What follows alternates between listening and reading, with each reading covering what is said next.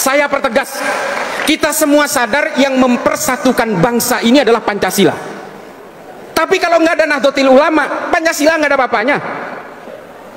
Maka kemudian orang-orang yang ingin merobohkan Indonesia itu pasti ingin merobohkan Nahdlatul Ulama lebih dulu, sehingga mereka nantinya akan dengan mudahnya merobohkan Pancasila. Saya bukan karena terlalu NU, Pak, bukan. Saya ini NU tulang sumsum memang. Tapi yang menemukan teori tentang kekuatan NU di Indonesia itu seorang akademisi barat namanya Phil Caruso, yang mengatakan bahwa perekat Indonesia itu adalah Pancasila, tapi Pancasila itu nggak bakal ada apa-apanya kalau nggak ada Nahdlatul Ulama. Ini kata Phil Caruso. Saya nggak ngecap, Pak. Kalau dulu NU itu mau memberontak ke Indonesia, bisa aja, Pak. Lah sekarang nih contohnya nih, anggota Banser itu 7 juta loh, anggota Banser. Polisi kita jumlahnya, tolong dikoreksi kalau ada polisi di sini. Anggota polisi kita 482.000, tentara kita 1.076.000, Banser 7 juta. Coba kalau NU mau memberontak cukup ngandalin Banser aja, meskipun nggak punya senjata bisa itu ngerebut itu. Tapi menjadi pemberontak ini bukan DNA-nya NU. NU nggak diwariskan itu oleh para muassis Nahdlatul Ulama. NU itu diajari untuk taat kepada negara, berlindung di bawah negara dengan undang-undangnya. NU nggak pernah memberontak, meskipun zaman Soeharto kita digencet habis-habisan, pernah nggak memberontak?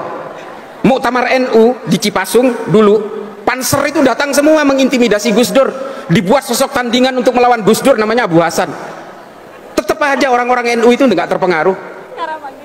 NU itu dikasih badut ya susah ketawanya, dikasih macan ya susah takutnya. Nah, itu NU itu. Makanya NU itu kalau kata orang Jawa itu ya nggak gampang kaget lah, orang gumunan.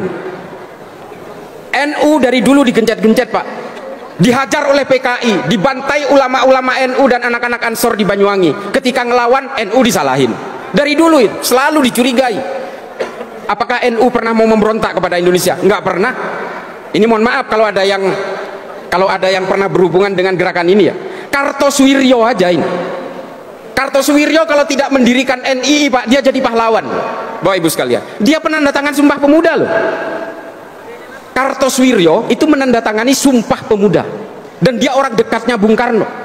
Tapi karena hanya kecewa karena dia tidak mendapatkan konsesi politik sesuai keinginannya, setelah merdeka dia memproklamasikan berdirinya negara Islam Indonesia di Tasikmalaya. Kecewa dikit udah jadi pemberontak. NU nggak pernah. Gus Dur saja diturunkan secara tidak konstitusional, bahkan orang NU pada nyantai, Pak, diem. Apa? Karena kata Gus Dur, tidak ada jabatan yang perlu dibela mati-matian. Buat saya bangsa ini jauh lebih penting. Ini kata Gus Dur. Maka NU menurut Phil Caruso, saya teorinya berpegangan itu, NU adalah perekat dari berbagai perbedaan itu. Bersama Pancasila dia seiring sejalan menegakkan NKRI.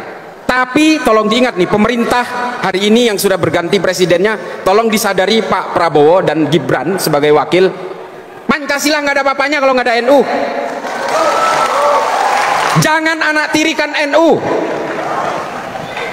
Lah ini mohon maaf, jumlah anggota NU di sini itu 82 juta kurang lebih. Ngeludah aja banjir loh Indonesia ini.